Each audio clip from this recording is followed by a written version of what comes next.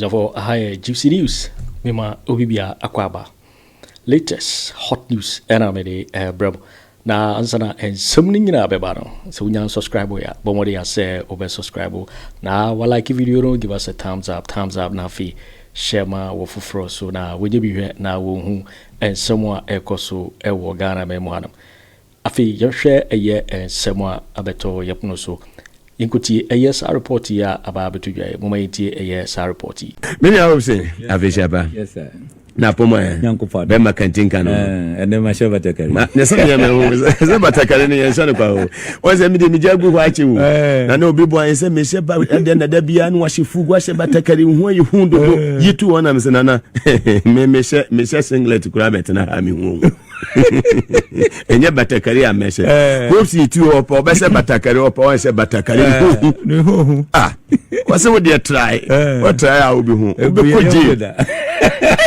ko je ubeko jail ampa mamia ko jail sila woda so ne taso near NPP for the year this country for the next 30 years and say ye more back close to power no masamba be say o man yibium okay say Ghana for NDC for hunfunumu a united party ani edeko what ati agrada anka wakohwe no oh me nkɔhwɛ no so say fache no what ebrebe ba ye fache ma me no oh say unsa metra ha say no me catch am o say me jewudi ne oye no emfa kwan mu anya no kre eni ade na all question na me say look sadi way me assure obi say this woman will go to jail na no obekọ no na ye de ni bi beba mu nso kra na me nyan hye no kra ase wa hu ne ade no enti eno no aba besen eko ene ye kasei ono ankasa atuna numutuo wa mane lawyer atro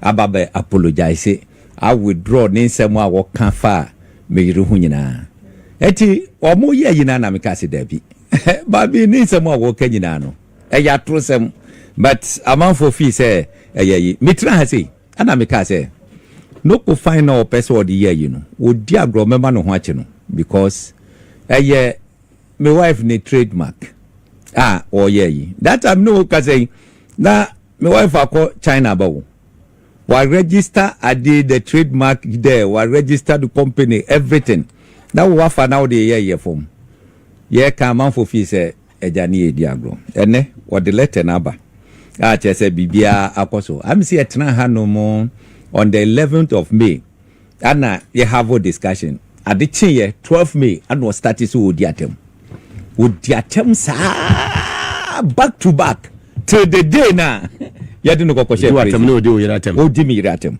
tise o chaw krata ba aja asmani law consult any lawyer 4th December 2020 December ya agrada lawyers de krata ba was say apology and retraction of statement made by evangelist Patricia Sidua aka Mama Pat about Empress Gifty upon Adorye and watch for immediate release. Was say in May 2025, our client evangelist Patricia Sidua alias Mama Pat published several posts on her social media handles. These posts were made in reaction to a statement previously made by Mr. Hopeson Adorye against a person. Our client statement were made in the spur of the moment. However, because we are in the spur of the moment, and I just say, one plan so obey. However, they were taken literally to impute immorality and injustice sitting upon the character of Empress Gifty upon Adorye. It is now stated unequivocally that the allegation made by our client is, as contained in the imputed publication, were false and completely without merit. Were false and completely without what? Merit. Consequently, our client retracts every statement made therein. So, our client also offer an unqualified and sincere apology to Empress Gifty upon Adorye for the harm these false statements have caused to her person. Agrada na oye sofo no na on lawyers actually we aba. On natural trust. On man lawyers actually we aba. What's apology is also extended to her family. To her family. Yeah. Na so we oye nyame adwuma. Oh. When na kan when say Agrada na ganzo oye sofo. Na me can say. In fact, when you buy it, oye sofo a won tonyum. When you buy it no. Media me in fact or more approach first me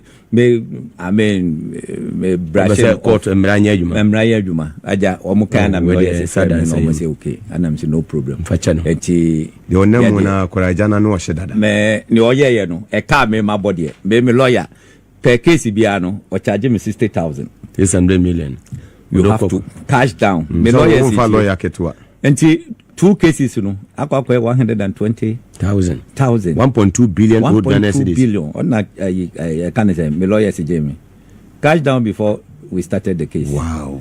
And because of the damage in any agent filing fee no no boarding 14,800 and also so you 2 it not just a just 2,000 na 150,000 and I'm say sa Kennedy so mutua said me the asemo no what is why as so ye kan ya just say cobra na just 100,000 or so betimetua.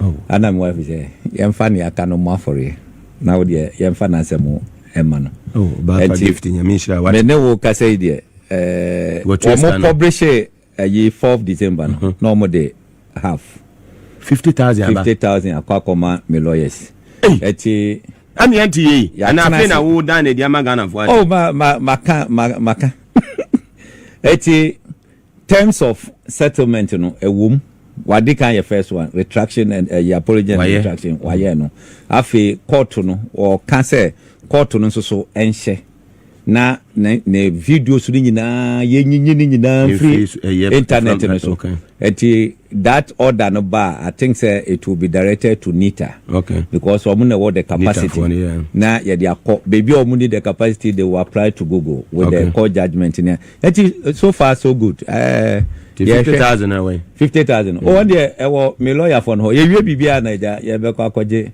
yeah so omu dey matwa omu sika omu dey enti me akwa kwaje de nyame ase enti na ne ewo mu no yeda yenua ba ye gifting so ase gift Empress Adorye that's right ko ba bia we dey na chi mani waiting more you do eja yedase se woso wanyante ase na why ade me asomdwe dia na ho hia asomdwe peace ho hia papa mama part enim se wutie ewo nsem prisons boko why ya ba kwa kwasra no brenya ya beba ho amamone te sen Kennedy wonyanyan na die wumi se ne te wugide se koyie na se akakakra Constitutional Review Committee present one report at the Mahamadu Endra saying and I will see who send ye omojumedi so acquire any recommendations I would wa omodia ba any statement and so I face Excellency John Dramani Mahamman office aba say omobebo Muhammadin said be early next year omo behena implementation so no set up committee to make sure say implementation so no e betumi aye adwuma 5-year term 5 years for a term not just and also your recommendation of Modiaba. Hopeson ain't you? Yo, so far so good. Beka say me aha meti ha Edema United Party and I say UP. Fantastic. Yewra Alanchamantin ND anim. Fantastic. But yanso so no yewo ye GDA say oman yi no esese ekọ the right direction. Yankasa ye leader Alan Kojo Kyeremanteng.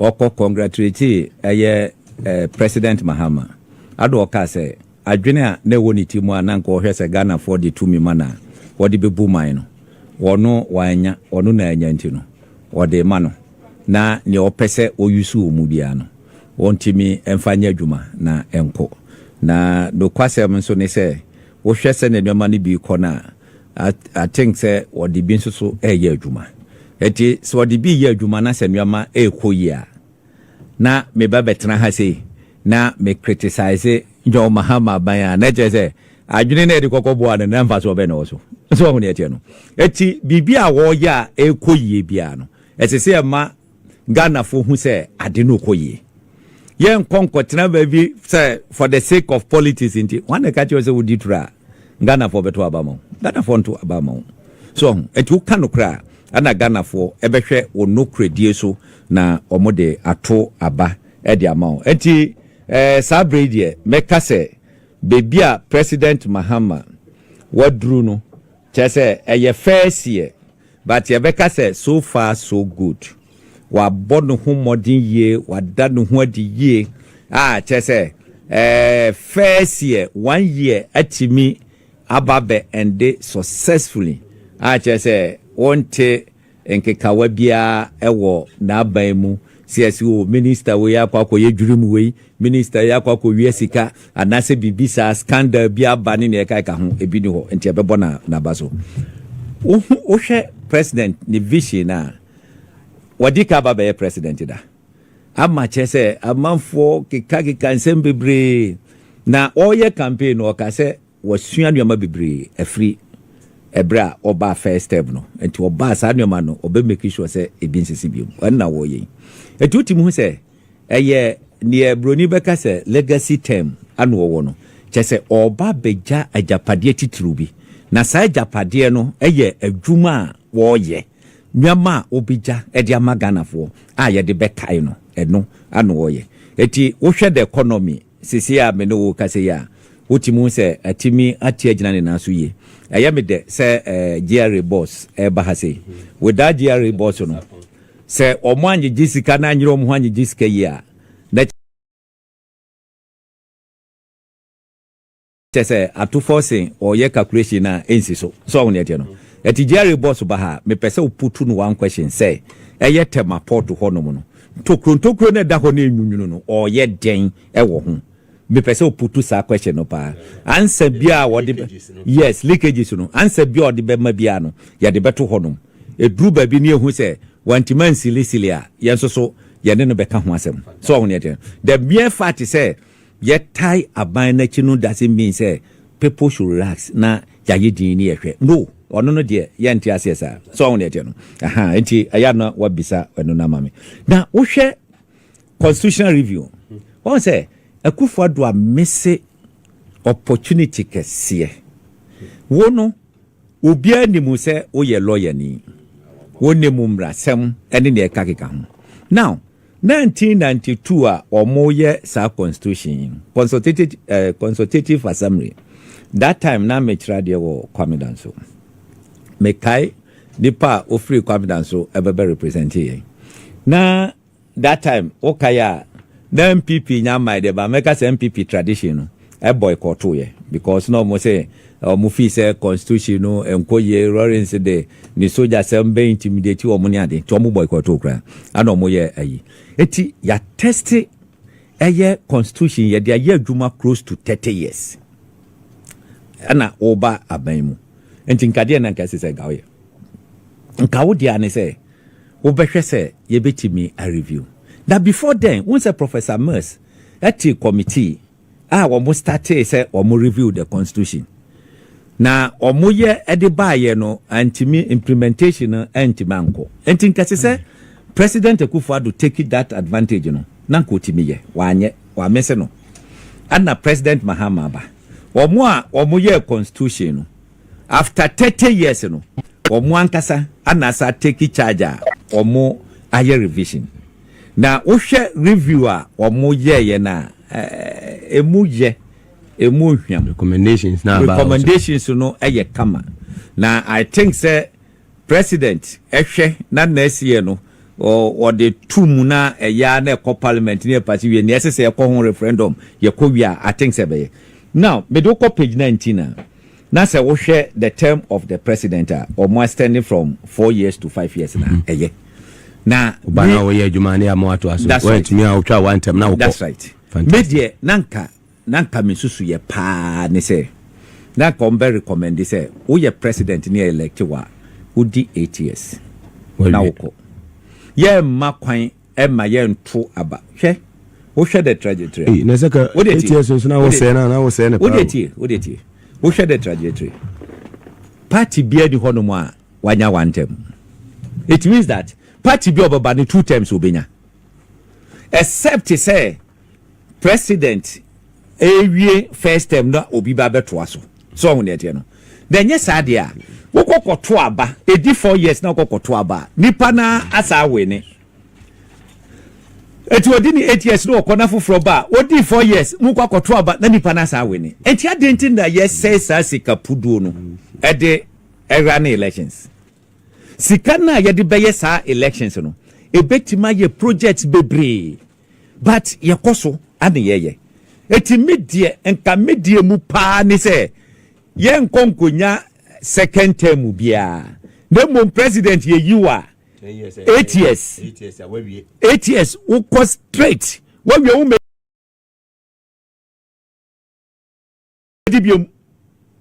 eti first year now the your appointment ni ade any the last year na the be call elections no what was 6 good years to work would need any excuse to say me brain what hu ne no eti we no extension ne ye de ko ye anya number of years no say your mama buy we nya afi so hwe but ye senko ye fresh ana fi wo hwe ne ekọ no adanka wo cost straight 8 years just imagine nyama nke besisi what hu ne no enka ebeti ye say recommendation of you mama kwa Ghana for no kase onko binka ho a ono kaso onko kwa na Ghana for ka kire say juma na efe won to aso a say referendum ho say the way ni ye dia ye the way no e na ye dia wo mo say wo mo recommendation mo dia aba no say they will stick by the 2 terms third term they are not going to recommend that so ho ne tie no enti I don't know wo no ana president ni age na yate so from 40 to 30 no so no e good because ubedi president constitution is just what the 40 years uba be vice president constitution is just what the 40 years na obi ohonum a na ko ye good be kai say ye ko ayi ana alanchemante ye na adwene say enka what the youth ebe ye ne running mate na wo hwemu a youth no hwa na okwakofa no constitution is only 40 years untimi nko enti automatically no that is say wababeye limited ewo honum nti omate so e di aba e honum sa no I think say eye kama na bibia nso so ebetimi akoye now adiba ko a manisa je hu eni say ye di kopo ye kan say legislature from the executive say Sapo Abidu. Yes. Commissioner General. That's right. Ghana Revenue Authority. Good. Papa no Agyarko no. Oni ho Ato Forson. Na minister na Junior Agyarko. Share. Weekends no mo Agyarko. Share. Eto. O mani abre. Ba won say aban we no Agyarko e di ye adwuma. Sir. Aban bi ba ya na o mo Agyarko e di to. Ba aban we ya aban a aba sa papa your friend say eye controller eye or they say commissioner general wo gi toward the year adwuma nti wo hwe within less than 1 year ye hwe enema ekoso e wo mema ye dan ko bo besia bia wa amanene wo ye adwuma me sorry a makwahye no bebre na ngina port ho mame oh de no tema port Hopeson Adorye oh me say tema port ni amatimi tutu ya bia na wo ne bia na wo so port bia na wo so wo ne ayi airport wo airport wo na ni nko je won se me fa nko oh na ni nko ho mate oh yeah ni ama bebre ho mo smuggle de fa ho no mo mfa nkyere kra so what nti winim de ekoso me wie kra wo de me shada buku ayi na mapakwa kyere no ni ama bi onya di ne na si form ba ku se no ano no revenue ne be ba se ya Hopeson Adorye eno ano no UP you see say yet eye parliament every executive no ho eye ade a chese makoma so ade no ma ya mame no fantastic so ho ne ade adentia because parliament mu necessary mu check executive say executive obi diska ana say oye bibi na say anye ya parliament na mo be check no mu nyina na mo ti ho ade ya yi parliamentarians na no mo ewo executive e ti hwe vetting kra wọ́n say oh we dey enu no what can say one of the vetting if na any 10 minutes kra oh we dey enu no we ye enua any ade I mean those kind of things emwa eti or say yes scrutinizing MPA ultimate di minister da fantastic na ukokra say oh media me resign me di MP ni biom ma resign me pese me koye minister that term no ultimate ni ji say that particular term na twam amiasa ko so we wadwene say wonko MP na wonko prime minister na so to fa wokon ho that to fa wokon ho party na wo so no munim ho say 2028 we ye gitumu a me gidi ye pa say one way Ato Forson wonko parliament biom no abe decide say no me nko parliament because omo we ni a finance or minimum so omo change no no abe to aso aye but woko parliament a won't be finance minister biom ampa what you say we MP we me anka say me God say Kwame Agoja minimum so wonko biom so on that because some more ya munim say oh we dey obetimadi minister Kojo to foreign affairs yes. To foreign affairs et you more be prepare go for more take you over from them in parliament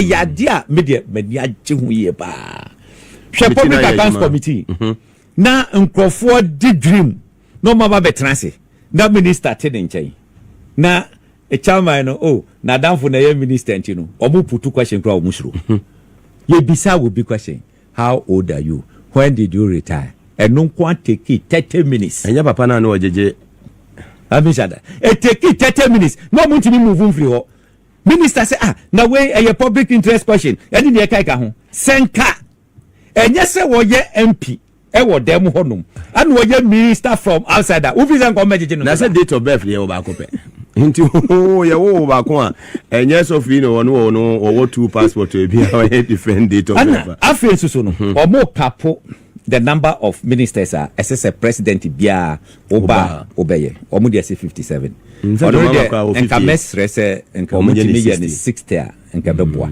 so on etie no omo 57 ye hu 57 eye dey 58 eye 60 only say nipa mienu afrim enti omo film two no atumi hold on that's right but emwa what you say hwese finance minister hwadwuma gunu so eso na what's a defense one you who is ano my you who say intokwabiansi enti you are very strategic a full time I think hono de nkomo ye 60 na I think say nkabeboa recommendation but maybe say they can work with it because Alan Kyeremanteng promise 40 no ministers and deputies be 24 na 16 regional ministers na 40 why realigning them UP4 there no UP4 there no I realign the ministries are nka be perfect but I think say 2028 wobeba ejuma ho man 2027 now 2028 wo de obohu campaign ba bi mama de ni ko AU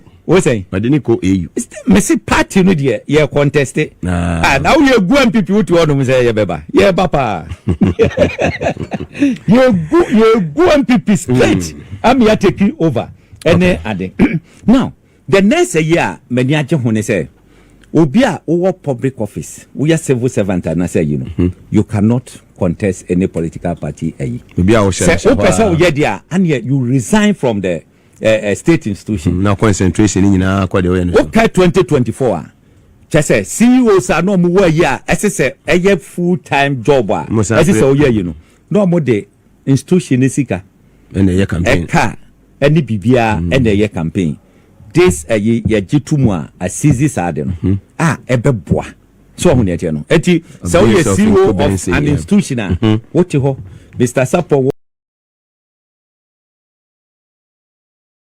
GRA say won konko pre no ho ka say o kwa contest MP ne dia de say wo ye adwuma e dia bo man no so so bo adwuma de set one or two so ho ne ete no eti enu so eye eboa se ne be ya MPC no so no ebetima nya sumdwe e dia ye yi obi e CEO nyankopo adom ne ho ebia chese ho ye kakra chese miama badi sem eni ade wo bon se onam constituency wo twetwe ska no ye no andamane MP no eti MP parliament no osun no okam wontimi nya sumdwe kra mfanye laws ne DC ni MC so ha no so ha eti omo state side we nyina yepa se ebeboa 8 years anana adu nya ye nyina wontumi enya advices ya omutumi tunu fo say yenye sa changes we and set up committee bi said the be ya 1992 de ache na yensesemu kakra Akufo Addo yobi a me na nanti ache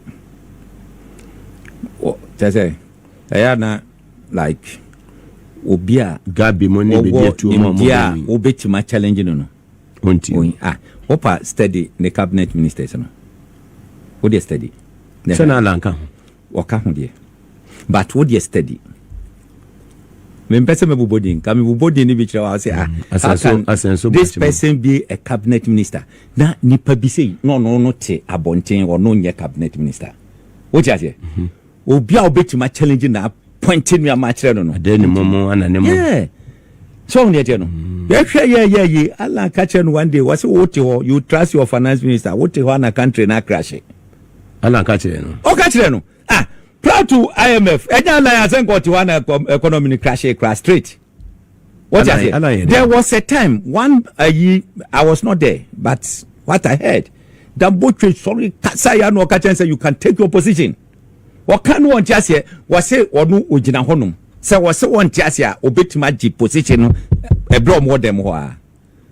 Also the one I once and no upon the chiba no say who's a semna wokano. We who and just what you who who's a semna wokano. Jansa womb eti na wa melo ediamount any other eti so far so good.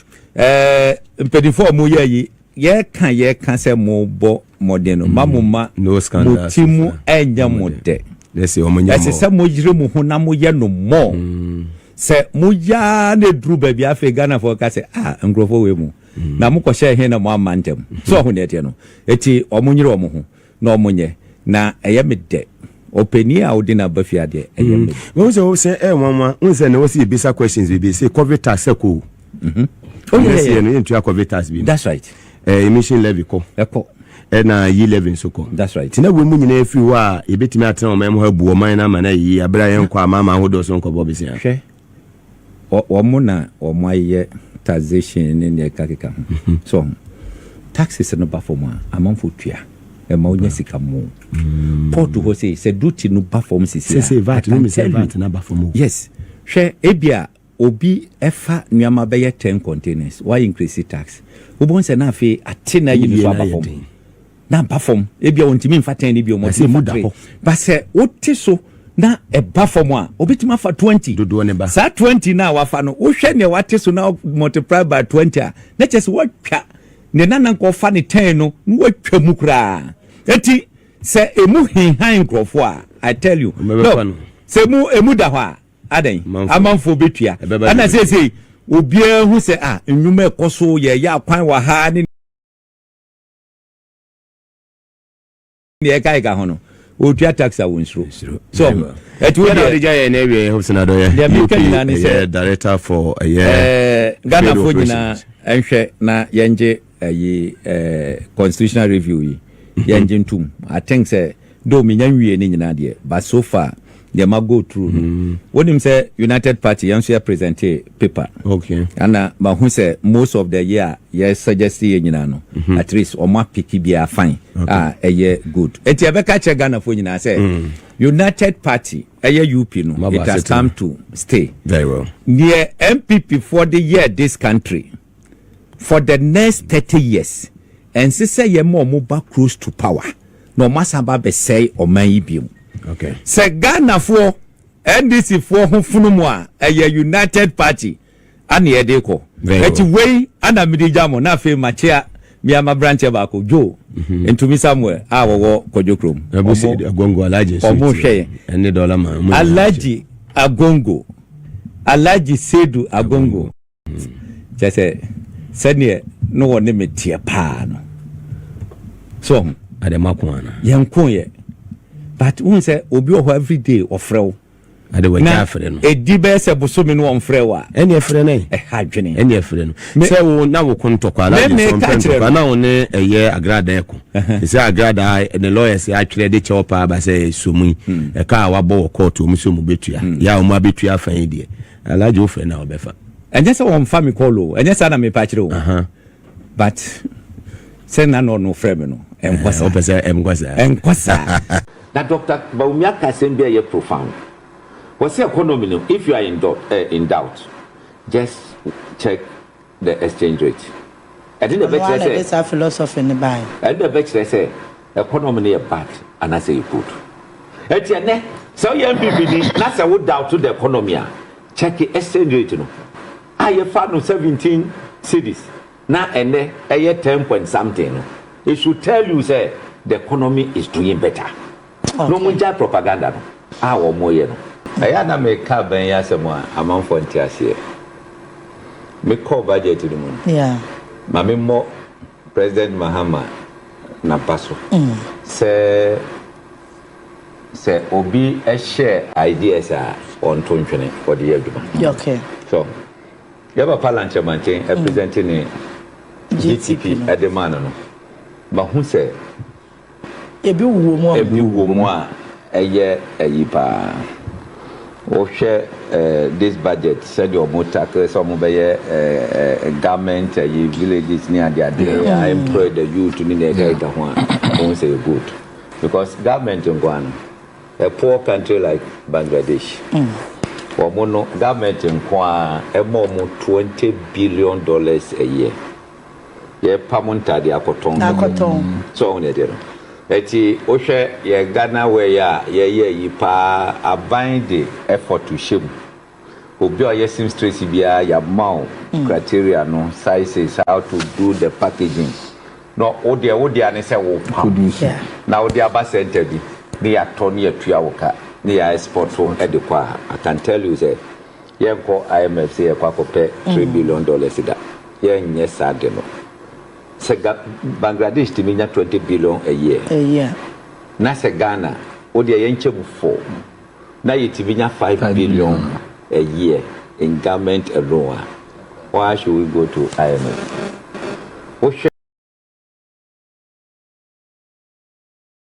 Ada a palm plantation ne ahonia ma senior essay corner. In fact, we salute the government. Say or major or moha. Or more airboy duma. O yina systemic a year corner who say yes, Myanmar airco. Now, before say you ever back into details, yeah. O near minority worker say or Monshe Anama a year 2025 budget. Year 2025 no. Monsieur who knew Anamebo oh Nkosi Aga any other other Yankopon Yadom stabilization of CD ever was you artificial hey artificial say who's your money policy bia na government policy now oh no oti hobi no more ye so most of the canasem was it say abind this obeda one year bra na say we are about to 2 years. It's a policy. It's a policy. Making positive impact. Positive impact. So what do you know? What do you mean translating? I say policy bia emma poemu. How do we determine policy? Yeah. What shall see omu yesterday be? Say Bank of Ghana ever make sure say forest no enko kwa bontin rough and the kaika ho ye de ceiling ko baby say o ye dwadini na say wo kwa ye say more than $200,000 then the kaika ho one ka e kosu nyina ya artificial no afi de ye den na be ye bo NPP for mo say utie the former finance minister Anta yeah I was no expecting say dollar be by 8 cedi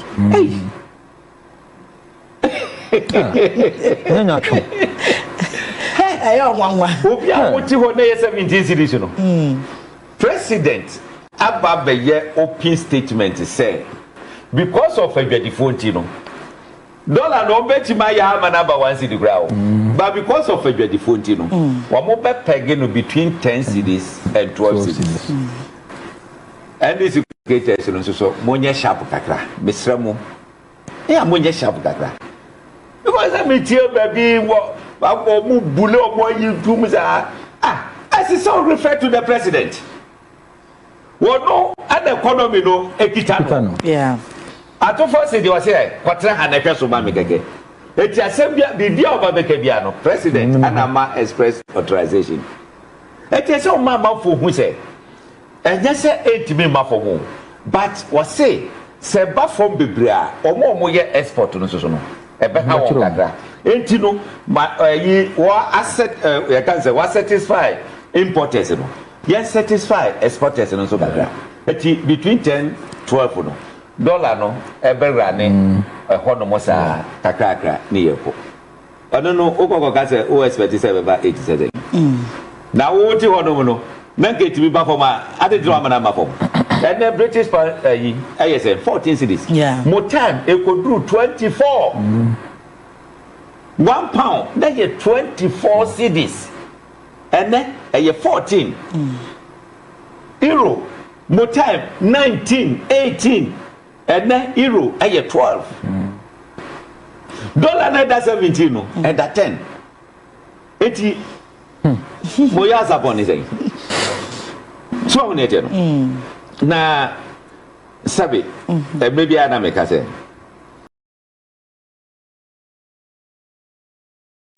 abambuo Ghana for mama ya ninda ho the way a NPP yo mo nyama no e see timi punish wo mo ya to abawi first year there say ya chechiro man second year ya chechiro man you rated you when I say politics in Shasi, yet yes, you do for fear, I did your politics giddy. So on it. And in your more ye, and you rated you more, you know, mayo.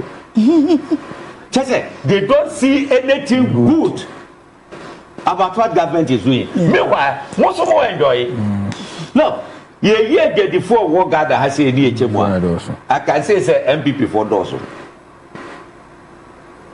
NPP for those a budget you are benefiting and so still what you are wanting a cancer why so you know Ghana for mama yema yeninda ho sabe budget ya introduce a new tax taxes e wo so no ya gigi bia free sa COVID-19 o say nsem hunu bra za COVID living eye nsem hunu in the sense say ye wura COVID mu ankasa no che say supporter if you World Bank ne other places e buy no na nya de ketwa wo mo di ni nyina o that time that be a parliamentary candidate I be a friend me say you be mama 200,000 COVID sikan COVID no na me dia ma ayifo eti me fi say me ko na je this kind of na jama kwa teacher because me say that be me fa name se numra me the name se no ko all right enso mu ba ko kran say angasika no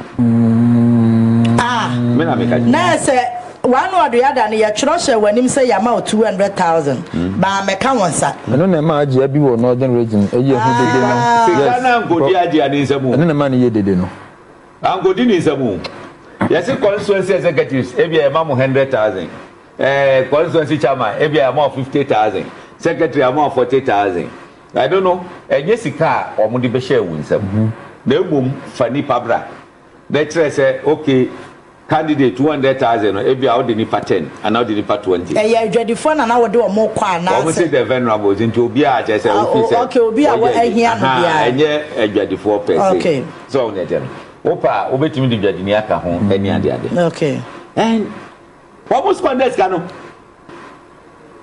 yes allocation I can tell you for a fact say me nkofo abia submit nyina obi ani one nsa kan ye interest Kennedy obi ani ho ansa kan ye Asamu Abike, every candidate to 2020 NPP candidate be award attest to this fact.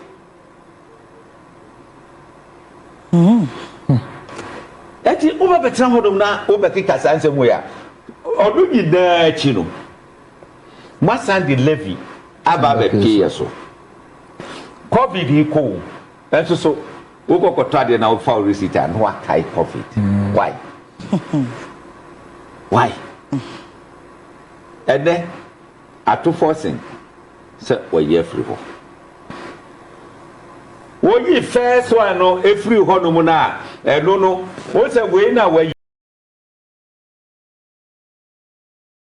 you know yeah can say ports near yeah first in the Let us say bibia wo ye momokra pa na te enne kaka ho odo no omodika ye ne na firi ho we ni de fana ade na we ye fana na kombetima yi ni na ho but na Akufo Addo ne na aban e de akwakosi awowa e wo IMF wo mode covid levy emission levy ne ada levies bi e kokosi awowa se we ebe mi atima genetics kenti IMF nhwe no mo fa ma isika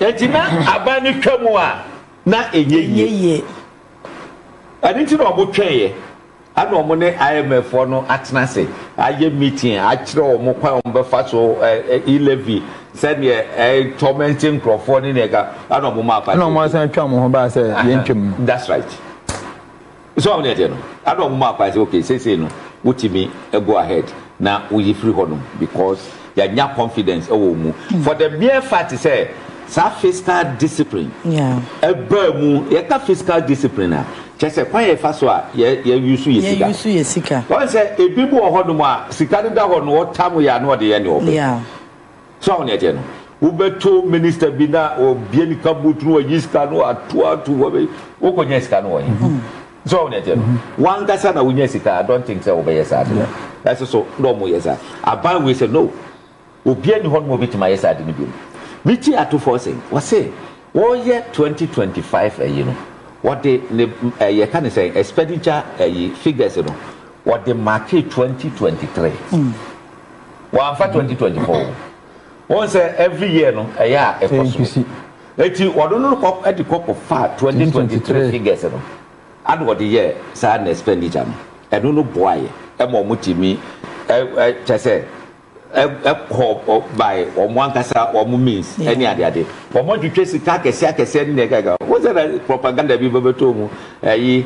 Presidential staffers here 2 market 67%. And public sector for 9%. I think na propaganda. But see what 240 so about 600 toilets. Hey, nega ni propaganda. No, was static clear. See about BC new schools. You ever be see baby 200, you be see baby 400 ni e kai ka ho. Sa schools na yesi nyina no, you be see toilet account. Yeah. But no ya dia, what the baba propaganda asere say abayi baba say. In the case, man tell mu bia omu hia public toilet na be wa. It is a no plan of musia. What is wrong about that? When they say Bawumia koko jina agbogbo. Now promise omo mi abani beti ma ya momo then you only one say omkwa go see toilet e dia ma omo eye no bi anomu hu so they should get the understanding where already budget no mu bi eda so o hwe ni ye ba and enti de obi sore ba yo see covid levy da so ye adwuma no wada na sister no me no share face to face that oh okay but oya madam for one day dada na me ne dim komo pa in fact o yes o ba no na me ye imagine say me bo no e mu honum na me free party no the way na be hunu no just say what disappointed me big time trouble MP budget no me ba we say 2026 budget of the government of Ghana for the 2026 financial year.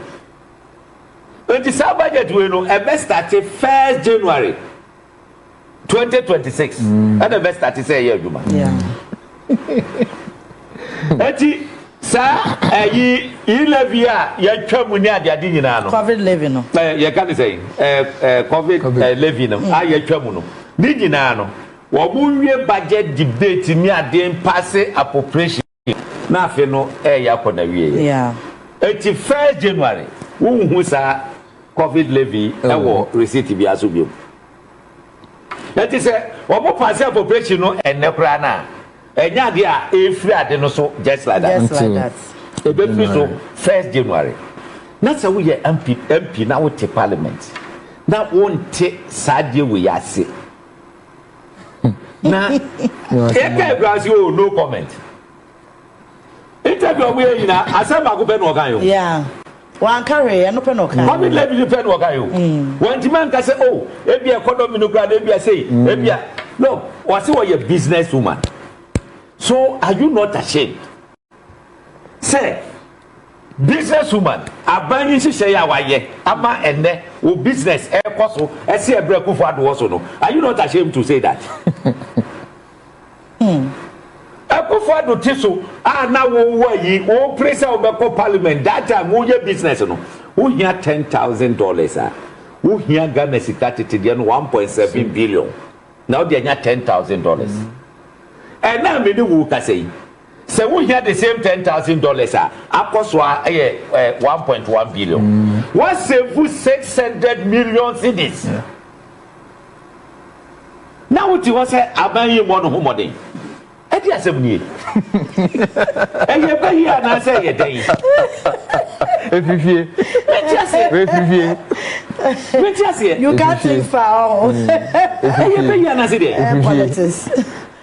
Obo ye yo budget no go here. Yes yo, ye be ye interchange me wo. E ka dey say, that so no bo we say Kojo group upon group on December. Of course I IJB ye be ye ba go. No body say no body go. We say so. Budget class e ga good. Ye boss ye be ye interchange wo. O hodo go there. Who go with them sir. You see?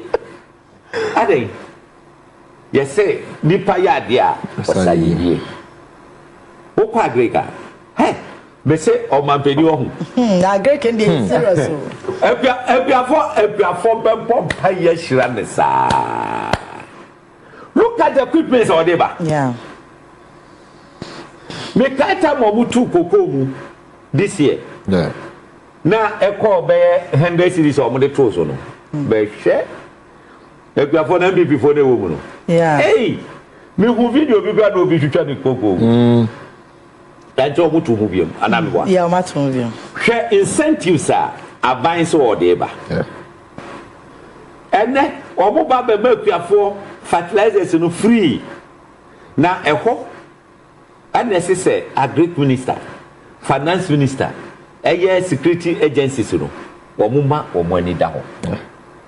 Ya di fertilizer ba na wo wadwen say o smogri akwakoton a odo no ye chewa mo nsoso nipa no so edo no ekokota se court no etimi tenase 1 week a mo akọ ya adwone ochena ya wudi 1 week mo di asem na wie da mo di nipa na kwako na manfo hu say no ye timi ndiga na bro yeah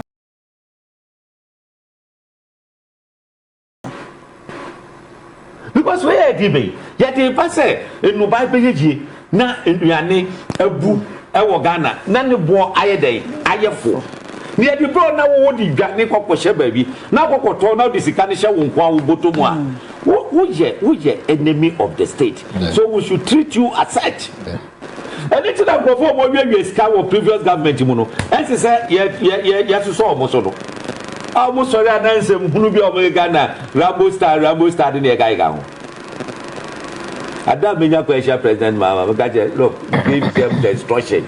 The Rambo star should be doubled. Yeah. Yeah, chewa. I said, yeah, just say, yeah. My found tracker mukra. You don't nanti about 1 kilometer. Now one for who say, hey, I go this guy. Eti media make us so far so good. Near Ato Forson at the buyer, we try the stabilization of the economy. Asare. Investor confidence aba no Ato Forson taking office na treasury bill 29%. Yeah me no kasa ni about 10%. And people are not interested, some people invest in T-bills. It is getting na eco bank say no the banks are forced to call business people to come for loan. Yeah Banks no try say aban be jisika no aban be bobusi aban so wo mo Ato Forson say wo mo busi ano what you say, no man, perform and single digit inflation. Okay, me sure. I to say by the end of the year, 6 or 6.5. Now, more inflation call 54%. Almost more corner, 54%. Sa na move down to 23%. Now the NPP take it over. Now inflation is saying around 13%. Yeah. And I'm going to go to 54. More handy over there, 23%. And never know what I say, 8 point something. Let us say, I remember the end of the year, now you're 6 point something. Boy, ye can inflation, near ye Kenyan, and say, in Kakwaya, Niamafaso, a coastro, and in the Kaika. Obi who say within the shortest possible time. Oto ade 1 cedi Uber say 2 cedis. Uber say 1 cedi 50 pesos. And then emposa. Say 1 cedi akoso bia 1 cedi 20 pesos. Something small na ba na check. So nyete no. En kwati se first no. Say na necessity no. And no ade friend of prudent management. That Dr. Bawumia Campaign be profound. What's the economy? If you are in doubt, just check the exchange rate. I think the best say it's a philosophy in the Bible. And the best say economy is bad and I say good. Etienne, so you NPP na say would doubt to the economy. Check the exchange rate no. I found 17 cities. Now and there 10 point something no. It should tell you say the economy is doing better. Okay. No more propaganda no. Or more no. Make us say so far so good. Resetting agenda no is going on well, and the United Party we are fully behind this. Na say bia omukokwochia then you maybe say so mo ye omanye dia on the above kaya adwene.